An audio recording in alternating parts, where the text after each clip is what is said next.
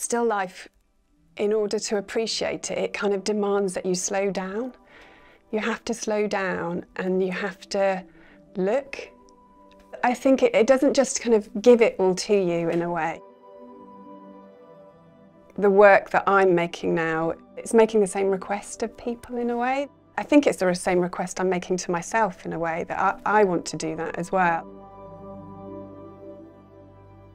The domestic has always been a really kind of, it's been the place where I've become absorbed.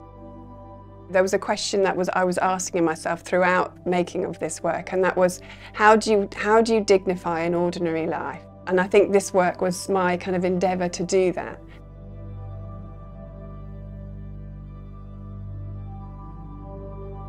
The whole title of the work was Material Presence.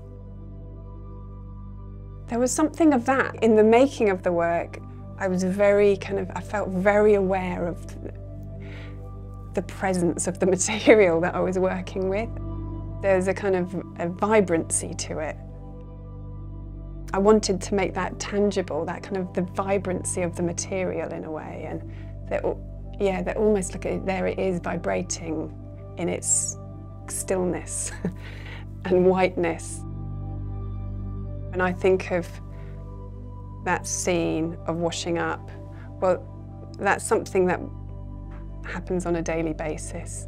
But at the same time, on a daily basis, there's all sorts of different human experiences that are happening, and I want to acknowledge those. There's a whole vista of human experience, and some of it is, I suppose, what we perceive as beautiful, happy, joyful kind of moments or whatever, but some are not that, and there's the sense of wanting to acknowledge all of that as a human experience, really.